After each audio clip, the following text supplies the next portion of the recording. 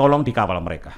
Mereka adalah rakyat yang menginginkan perlindungan supaya perekonomian mereka juga bisa berjalan dengan baik sesuai dengan perintah Bapak Presiden. Kemudian ada mafia tanah. Dia nggak bisa ngaku-ngaku. Kalau dia ngaku-ngaku, langsung kita pidanakan. Dan yang penting adalah komunikasi sosial yang biasa saya lakukan ketika menjadi Panglima TNI. Saya duduk bersama, ngobrol bersama untuk menyelesaikan masalah-masalah konflik agraria seperti itu. Kok bisa sampai dijulukin si otak setan? Saya selalu kalau ke daerah, saya selalu mengawasi Pak Presiden dan gerak-gerik di lingkungan sekitarnya. Sehingga kalau ada apa-apa yang mencurigakan, pasti saya mendekat. Saya bilang kan tadi, manajemen pertempuran. Jadi, deteksi, identifikasi, eksekusi.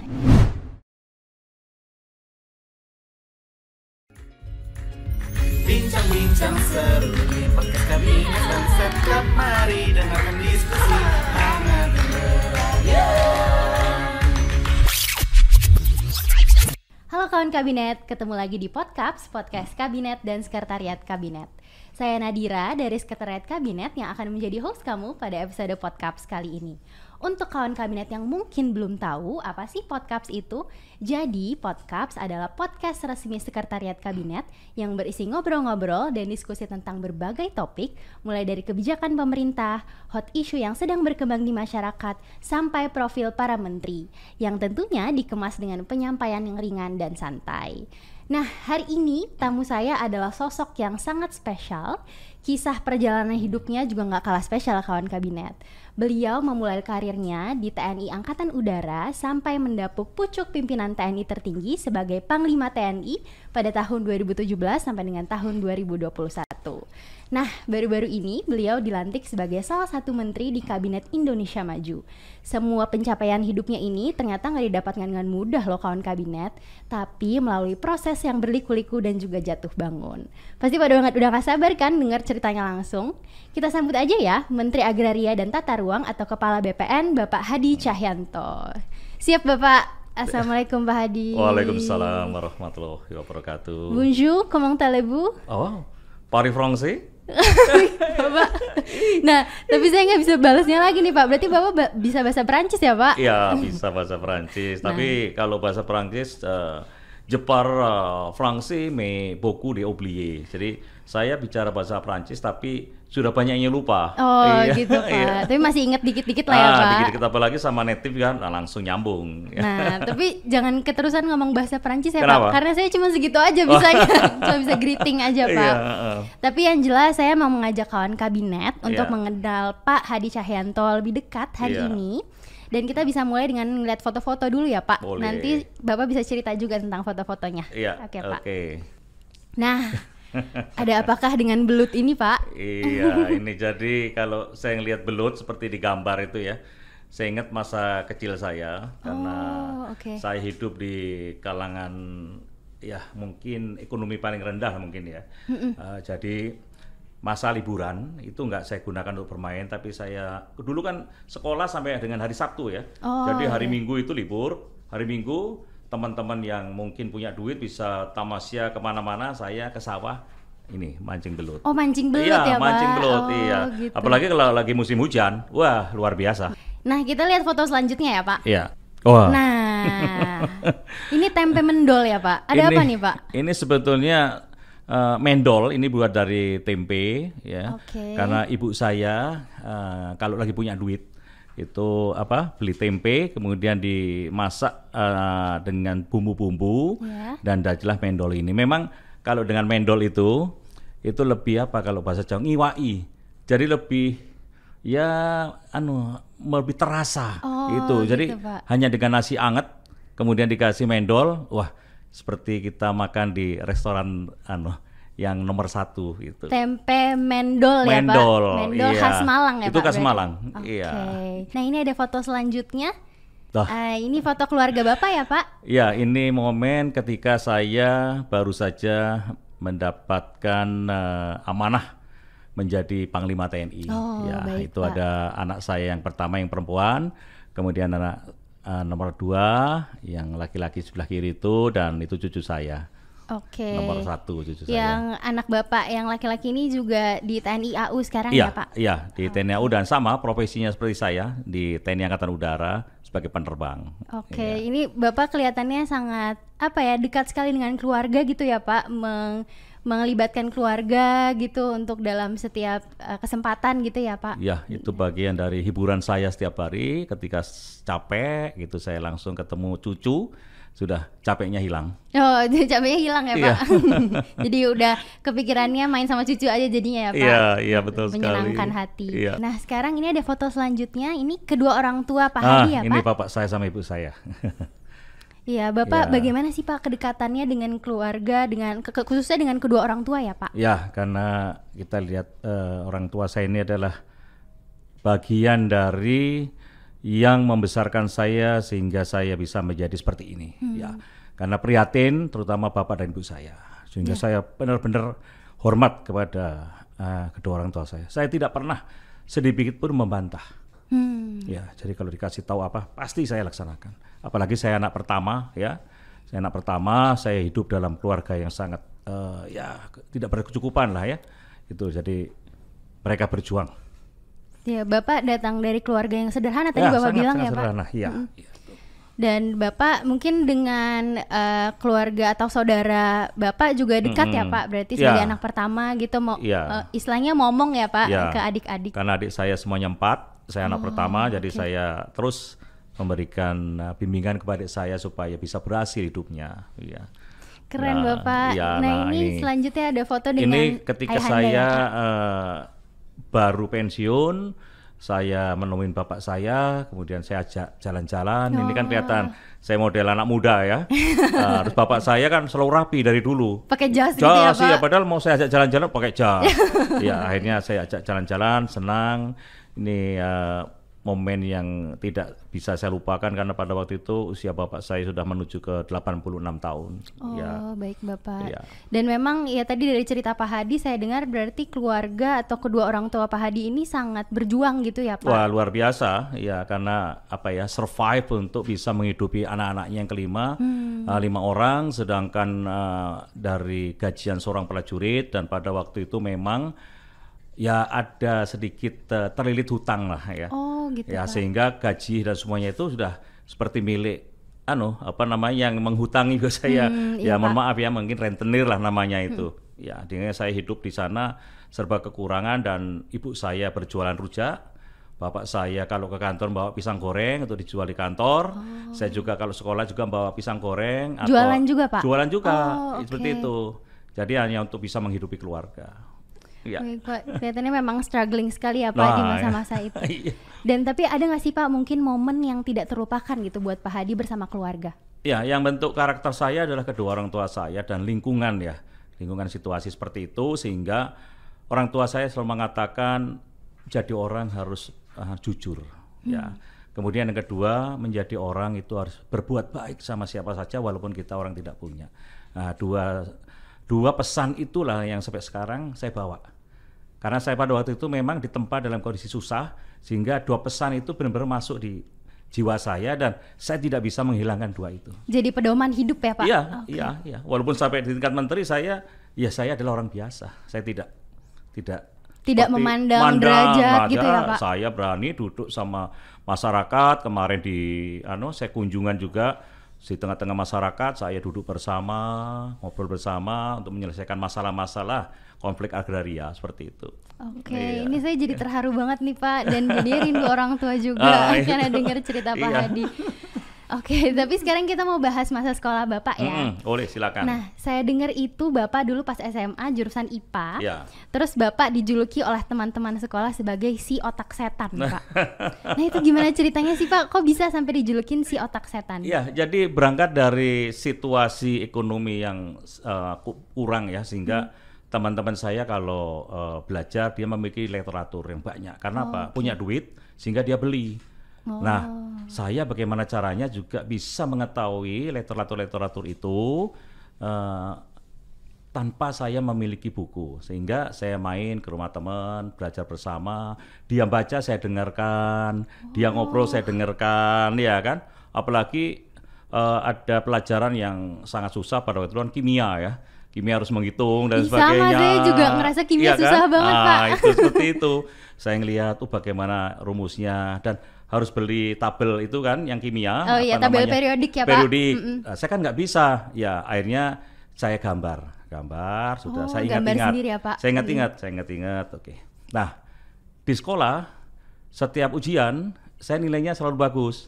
Lah, yang punya buku itu selalu di bawah saya. Nah, gitu, teman-teman saya bilang, wah dasar kamu otak setan. Nah, itu akhirnya terkenal otak setan. Padahal sebetulnya ya kepingin dengarkan, belajar. Jadi mereka menganggap bahwa tanpa buku kok bisa. Dia tidak tahu kalau saya itu adalah orang yang senang mendengarkan. Termasuk sampai sekarang kalau ada siapapun bercerita perintah dari mana saya dengarkan semuanya. Ini luar biasa banget Pak, karena saya dengarnya kalau misalnya si otak setan kayak serem gitu Pak. Tapi taunya ternyata positif banget loh kawan kabinet. Oke Bapak, ini tadi udah ngomongin masa sekolah, kita mau ngelihat satu video dulu ya Pak. Oke, kita tonton dulu videonya. Saya meresmikan pesawat N219 sebagai pesawat Nur Tanyo. Assalamualaikum warahmatullahi wabarakatuh.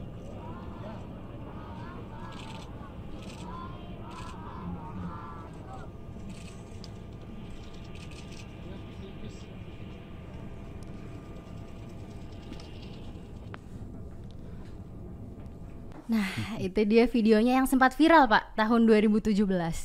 Itu gimana kejadiannya sebenarnya sih Pak? Iya, kembali lagi bahwa setiap ada kegiatan, saya kan dulu adalah sebelum menjadi itu Kepala Staf Angkatan Udara, jadi Sesmil, saya kan selalu mendampingi Pak Presiden.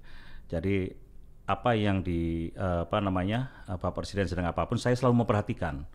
Jadi gerakan apa saya perhatikan, karena saya juga sebagai Sesmil juga memenuhi tugas untuk mengamankan Bapak Presiden. Nah, pada waktu itu saya terus melihat sekitar kiri kanan, selesai Bapak menyampaikan amanat, tangan Bapak kan lihat kanan begini. Gesturnya ya Pak?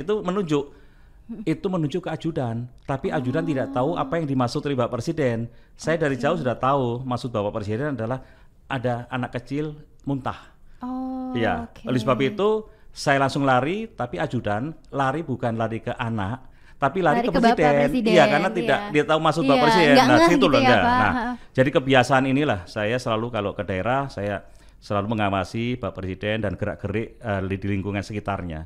Sehingga kalau ada apa-apa yang mencurigakan pasti saya mendekat. Oke, ini kalau saya tangkap Bapak itu berarti bisa melihat atau memahami gestur pimpinan dengan sigap seperti gitu ya itu, Pak? Kira-kira. Karena Bapak langsung sigap, datang langsung menggendong anak tersebut gitu ya Pak? Oke. Nah Pak, ini kalau kita ngomongin tentang tahun 2021 kemarin, Bapak ini ditunjuk oleh Bapak Presiden sebagai Komandan Lapangan di MotoGP Mandalika. Dan ini acara yang begitu megah dan keberhasilan penyelenggarannya ini ya semacam menorehkan tinta emas gitu Pak untuk Indonesia. Saya mau ngucapin selamat dulu nih Pak untuk Bapak. Terima kasih banyak Dira. Ya, dan kemudian Bapak juga punya peran penting tentunya di acara tersebut. Tapi ada nggak sih Pak mungkin satu momen yang menurut Bapak tidak terlupakan selama menjadi komandan acara tersebut? Iya, memang ada satu momen yang saya tidak lupa ketika pada hari H sebelum Bapak Presiden datang, pagi-pagi saya sudah di lapangan. Ngecek, kebetulan saya sudah tahu kira-kira yang akan terjadi permasalahan adalah di parkir timur atau parkir barat. Tapi pada waktu itu memang masuk dalam perhitungan saya adalah parkir timur. Kemungkinan akan terjadi jam. Sudah ada prediksi ya Pak? Prediksi, karena saya di sana udah 3 bulan, kira-kira udah tahu. Ketika saya menuju ke sana benar terjadi crowded.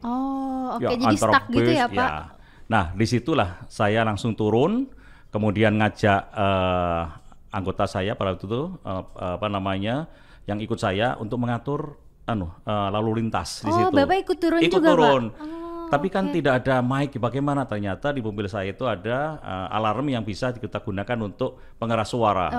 Sehingga di situ kebetulan supir saya juga langsung turun, memerintahkan maju, hop. Nah itu saya ketawa. Ini kesan yang benar-benar tidak bisa saya lupakan. Saya turun, ngajak anak buah, langsung ngatur lalu lintas dan kami bersyukur lalu lintas semuanya bisa berjalan dengan lancar. Alhamdulillah ya Pak, jadi lancar lagi. Nah ini apa ada beberapa foto-fotonya Bapak ada di MotoGP Mandalika sebagai komandan lapangan. Dan ini terlihat ceria sekali nih Pak, di sini sedang ya dengan Pak Kapolda ini, ya, kemudian Pak Kapolda. Kadisub, karena ini sudah kurang lebih 2 minggu sebelum hari H. Saya ngecek di lapangan, semuanya berjalan lancar sesuai dengan skenario saya. Ya. Jadi saya ketemu mereka, saya senang. Mudah-mudahan 2 minggu lagi apa yang kita rencanakan ini bisa berjalan dengan lancar. Alhamdulillah. Dan saya ya, sudah Pak. tahu kira-kira akan terjadi apa, itu sudah tahu karena berdasarkan simulasi-simulasi. Sudah ada prediksi-prediksi Iya, sebelumnya iya, gitu seperti ya Pak. itu. Oke. Nah Bapak, sekarang kita mau bahas peran Bapak sebagai menteri. Pada tanggal 15 Juni kemarin, Bapak ditunjuk atau dilantik oleh Bapak Presiden Jokowi sebagai Menteri Agraria dan Tata Ruang atau Kepala BPN. Iya. Pak. Dan ini mungkin amanah baru, jabatan baru yang berbeda dengan karir militer Iya, Bapak betul sebelumnya. sekali. Walaupun sama-sama mengabdi untuk bangsa dan negara ya Pak. Iya. Dan saya ingin tahu bagaimana sih Pak kesan Bapak saat ditunjuk oleh Bapak Presiden Jokowi sebagai Menteri ATR atau Kepala BPN ini? Ya, ketika itu saya H-1 sebelum dilantik, Spri telepon saya ketika itu jam 17:10, saya ingat saya sedang olahraga. Oh, Dan Bapak masih inget jamnya ya Pak? Iya. Setelah itu ada berita masuk, saya lihat loh, kok dari Spri Presiden, saya tanya, oke. kalau bisa 17:30 sudah di istana karena harus menghadap Bapak. Jadi sisa waktu kurang lebih 30 menit, saya langsung pakai baju, ngebut masuk istana. Di sini ditanya wartawan, Bapak mau jadi menteri? Oh, saya nggak tahu, saya kaget ini mau dipanggil presiden, saya nggak tahu mau jadi apa. Wartawan ada bertanya-tanya Iya, ya Pak? bertanya-tanya, saya terus terang nggak tahu. Nah, ketika disampaikan, diterima oleh Pak Presiden dan disampaikan akan mendapatkan jabatan baru sebagai Menteri ATR dan Kepala Badan Pertanahan Nasional.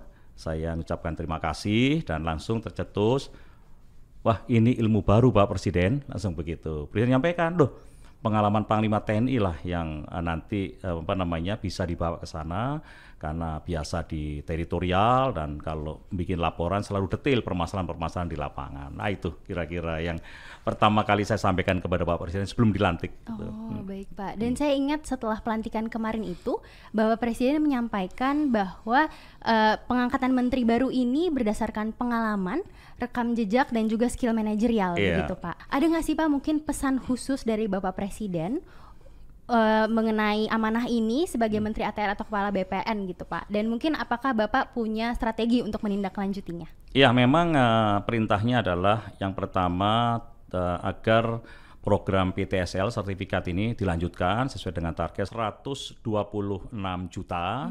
Saat ini sudah terrealisasi sebanyak 80 juta. Kemudian yang kedua adalah menyelesaikan konflik agraria ya, dan yang ketiga adalah menyelesaikan tata ruang IKN di Balikpapan. Nah, ada 3 itu ada ya 3 Pak, ya, tapi saya langsung bilang ini saya kira mudah dengan manajemen pertempuran, manajemen perang itu. Kalau manajemen perang kan ada deteksi, identifikasi, eksekusi. Nah itu sudah Pak. Kemarin dalam 1 minggu sudah saya laksanakan dan di 3 tempat semuanya berjalan normal dan selesai masalah di daerah. Mantap Bapak, itu berarti menggunakan skill Bapak tadi di militer itu ya Pak? Ya, saya harus melihat situasinya, saya pelajari, saya masuk dari mana, seperti itu. Dan yang penting adalah komunikasi sosial yang biasa saya lakukan ketika menjadi Panglima TNI. Ini kalau kita lihat foto Bapak terlihat semangat sekali nih Pak saat pelantikan. Kayaknya optimis sekali gitu Pak. Iya, kebetulan ada teman-teman juga dari media. Ketika saya dilantik menjadi Panglima TNI dengan gestur yang sama seperti ini. Iya, jadi seperti setting saja padahal enggak. Padahal enggak sadar juga ya Pak. Karena saya kalau disapa wartawan itu selalu angkat 5 jari atau seperti ini. Itu seperti kebiasaan kalau di TNI Angkatan Udara sebelum terbang, begitu semua selesai kan pasti kasih kode thumb up. Sebelum terbang gitu ya Pak. Bapak ada nggak sih pengalaman saat Bapak pertama kali dilantik menjadi Menteri ATR atau Kepala BPN ini yang tidak terlupakan Pak? Ya, ketika pertama kali saya turun ke lapangan, kemungkinan kira-kira 3 hari setelah saya dilantik menjadi menteri, saya turun ke kota Malang karena di sana ada permasalahan yang cukup menjadi perhatian kita semua, yaitu adanya keinginan masyarakat untuk menggarap tanah yang saat itu dikuasai oleh PTPN 12 dan itu masuk dalam kawasan HGU. hak guna usaha. Dari 750 hektar itu sudah ditanami masyarakat, yaitu berupa tebu, kemudian ditanami singkong, dan ada talas ya yang mereka selalu panen setiap musim panen. Namun dari pihak PTPN 12 menginginkan tanah itu menjadi tanah garapan mereka. Memang itu masuk dalam wilayah HGU, dan itu kan sudah ada roadmap untuk mereka menanam apa saja. Ya. Kemudian saya mulai pendekatan di PTPN 12 dan saya melakukan pendekatan ke rakyat, dan saya pada waktu itu menemui titik temu ya bahwa musim panen saat ini silahkan dipanen semua. Saya sampaikan kepada masyarakat itu. Kemudian tidak ada yang mengganggu apabila masyarakat panen. Karena selama ini kan diganggu. Wah, ini milik ini, walaupun dia mengatasnamakan seolah PTPN, padahal sebetulnya orang luar itu, iya kan?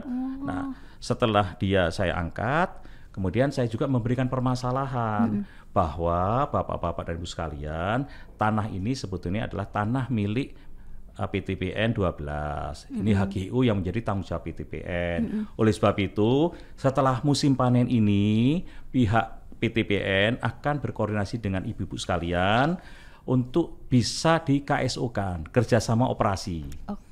Ya, kemudian tetapi nanti Bapak-bapak dan Ibu sekalian, saya akan bicarakan kepada PTPN. Ya, nanamnya nanam apa? Harapan saya adalah masyarakat tetap diberikan kesempatan untuk nanam sesuai dengan skill mereka, yaitu nanam tebu, nanam singkong, dan nanam tanaman-tanaman lainnya. Kalau nanti diberikan perintah untuk menanam karet, skill mereka tidak mampu nanam karet. Sedangkan tebu, jagung ini adalah untuk kehidupan mereka. Tapi dengan catatan Bapak-bapak dan Ibu sekalian ya, saya akan verifikasi betul nggak yang nanam ini adalah masyarakat sekitar sini. Siapa tahu ada orang di luar kampung. Setuju.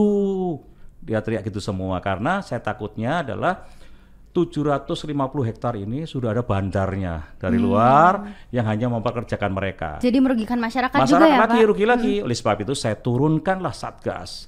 Saya panggil dan Dandim, kemudian Kapolres, Dandim, Kajari, tolong dikawal mereka. Mereka adalah rakyat yang menginginkan perlindungan supaya perekonomian mereka juga bisa berjalan dengan baik sesuai dengan perintah Bapak Presiden. Itu pengalaman di Malang. Sama halnya pengalaman di Kediri. Ada lagi, Pak? Ada lagi. Kediri. Jadi 300 hektar itu udah selesai HGU-nya. Masyarakat menginginkan HGU tidak diperpanjang. Akhirnya saya datangi di sana, di pelosok begitu. Saya lihat karena memang HGU itu dibagi 3. Ada disewakan ke penyewa yang kuat duitnya, tanamin tebu, disewakan lagi ada penyewa yang kuat duitnya ke nanas, yang satu lagi di situ udah ada bukti ikatan jual beli, notaris kan, padahal itu tanah HGU tidak bisa dijual, tapi masih kira-kira masih ikatan jual beli itu kan masih perdata, jadi belum pidana dan tidak masalah, hanya nunggu izin dari menteri. Melihat situasi di situ, saya sudah bisa ngambil kesimpulan. Bapak-bapak dan Ibu sekalian, saya sudah tahu permasalahan di sini. Apa Pak Menteri? HGU-nya kan tidak usah diperpanjang. Betul, ya tidak saya perpanjang. Wah, teriak lagi. Jadi mendengarkan aspirasi dari masyarakat, tapi tetap ada pengaturannya juga ya Pak? Saya bilang kan tadi, manajemen pertempuran. Jadi deteksi, identifikasi, eksekusi. Saya terapkan juga nih Pak berarti nanti buat pekerjaan. Nah ini kalau misalnya kita bicara mengenai tanggung jawab Bapak gitu, pasti kan tidak terlepas dari tantangan gitu ya Pak. Mungkin ya apalagi sebagai menteri gitu perannya sangat krusial dan kemudian juga tanggung jawabnya sangat besar. Apa yang Bapak anggap sebagai tantangan terbesar Pak dalam menjalani amanah ini? Iya, saya kira hampir semuanya menjadi tantangan karena saya harus bekerja serius, apalagi perintah Pak Presiden itu jelas ada 3, dikaitkan dengan penyelesaian sertifikat. Ini juga bukan hal yang harus ditinggal santai, harus benar-benar, karena untuk sertifikat sendiri saya sudah punya target bahwa sebelum atau berakhirnya tahun 2022 itu ada kota atau kabupaten yang sudah berstatus kabupaten lengkap atau kota lengkap. Artinya seluruh kabupaten itu atau kota itu semuanya sudah disertifikatkan tanahnya. Sehingga itu target Bapak ya? Target, berarti, ya? Paling tidak ada setiap provinsi ada 3 atau 4 atau 5 itu ya. Dan memang kepala kantor sudah saya panggil. Kalau seandainya itu bisa terjadi, artinya di Indonesia baru pertama kali wilayah itu bisa tersertifikat secara penuh dan kita bisa sampaikan bahwa wilayah itu adalah menjadi wilayah yang memberlakukan hukum positif. Artinya apa? Hukum positif, ketika ada investor datang, tenang, karena semua sudah tersertifikat dengan baik, aman. Ya, kemudian ada mafia tanah, dia nggak bisa ngaku-ngaku. Kalau dia ngaku-ngaku, langsung kita pidanakan. Ya betul. Itu yang target saya. Dan saat ini belum ada wilayah-wilayah yang memberlakukan hukum positif terkait dengan sertifikat tanah. Nah, kalau tadi ngomongin target Pak, kayak Bapak terlihat optimis sekali. Tapi kalau saya tanya kira-kira dari skala 1 sampai 100, kira-kira seberapa optimis Bapak untuk mencapai target tersebut? Untuk mencapai target, dengan kondisi saat ini dan situasi di lapangan yang ada, itu saya katakan 95% saya berani mengatakan itu. Kan yang 5% adalah persentase kegagalan, ada ini itu hanya kurang lebih 5%. Karena saya harus turun ke lapangan. Apa sih Pak sebetulnya yang menjadi perjuangan terbesar Bapak hingga titik saat ini? Saya lahir dari orang biasa. Kemudian saya tumbuh juga dengan serba kekurangan sehingga orang melihat saya pasti sebelah mata. Ya, alah kamu seperti itu masa bisa. Meremehkan ya Pak? Nah, dengan ketekunan saya optimis bahwa saya bisa meraih bintang. Itulah yang menguatkan dan termasuk doa orang tua. Karena setiap ada permasalahan saya sampaikan ke ibu saya, bapak saya, ora popo, itu bahasa Indonesianya ya tidak apa-apa. Pasti akan ada jalan. Bapak sama ibu berdoa dari belakang. Nah, itu menguatkan, langsung bisa berhasil. Saya terharu lagi nih Pak mendengar cerita. Berarti doa orang tua itu sangat sangat ngena di Bapak dan berpengaruh gitu ya Pak. Betul sekali. Dan sampai sekarang Bapak. Saya rasakan itu hanya doa orang tua. Memang doa orang tua memang dahsyat. Oke Pak, ini dari tadi saya ngobrol sama Bapak, energi dan semangat positif Bapak itu nular ke saya. Dan saya ini sebagai perwakilan generasi muda jadinya kayak malu gitu Pak, kalau misalnya saya cuman malas-malasan aja atau mungkin saya tidak berkontribusi untuk negara. Boleh dong Bapak kasih tipsnya buat kawan kabinet khususnya yang generasi muda, kalimat penyemangat juga supaya tetap tangguh dan juga semangat untuk berkontribusi untuk negara supaya nggak jadi kaum rebahan aja Pak. Saya senang kalau bicara dengan generasi milenial. Ya, saya selalu mengatakan fokus dengan pekerjaannya dan harus ciptakan inovasi. Tadi pagi saya manggil anggota saya yang milenial, saya challenge dia. Kamu bisa nggak merealisasikan keinginan saya bikin sertifikat secara elektronik? Bisa. 4 permintaan saya. Yang pertama adalah bisa mengimplementasikan tanda tangan elektronik. Kedua, bisa mengimplementasikan segel elektronik. Yang ketiga, bisa mengimplementasikan cap elektronik. Dan yang keempat, bisa mengimplementasikan materi elektronik. Kan ada materi yang elektronik ya. Saya bilang, kalau bisa seperti itu, maka kaum milenial sudah bisa mengamankan wilayah Indonesia, khususnya adalah kita mengamankan dari mafia tanah, ya kan, rakyat terlindungi dan sebagainya. Dan itu banyak menguntungkan karena apa? Karena kita ada yang mengaku milik tanah, kita dicek secara batas, gitu elektronik, itu kelihatan batas, luas, koordinat, ini punya hati. Oke Pak, jadi digitalisasi itu penting juga ya Pak? Sangat penting, sehingga begitu dicek lagi, benar punya hati, iya, mana orangnya, ini Pak Seadi, dicek, kan ada link dengan Kementerian Dalam Negeri wajahnya, oh ya miliknya hati. Gitu. Ini akan melindungi. Sudah saya tantang, saya bilang konsep kira-kira 2 minggu selesai. Dan tantangannya diterima Pak? Iya, saya bilang saya ingin tantang kaum milenial. Saya bilang begitu. Ya, oh siap Pak, saya laksanakan. Bagus. Luar biasa sekali saya mendengar kisah Bapak dari awal tadi. Yang jelas yang bisa saya tangkap adalah tidak mudah untuk menjadi seorang Hadi Cahyanto karena perlu usaha, kerja keras dan juga perjuangan Pak. Saya juga belajar banget dari Pak Hadi tadi bahwa ya tadi doa orang tua itu kunci ya Pak. Kunci. Dan juga tadi semangat untuk meraih cita-cita atau keinginan itu yang jadi paling penting ya Pak. Iya. Terima kasih banyak. Terima kasih Bapak. banyak Dira. Terima kasih. Dan terima kasih juga untuk kawan kabinet yang udah menonton dan mendengarkan podcast episode kali ini. Mungkin bagi kawan kabinet yang punya ide atau saran ada topik apa atau bintang tamu siapa yang bisa diundang ke podcast episode selanjutnya, boleh banget langsung aja tulis di kolom komentar di bawah ya. Dan jangan lupa untuk subscribe, like, dan share YouTube channel Sekretariat Kabinet dan dengerin bincang-bincang ini melalui platform Spotify. Tunggu episode podcast selanjutnya. Saya Nadira pamit dulu. Bye kawan kabinet. Bincang-bincang seru di podcast kabinet dan Setcap mari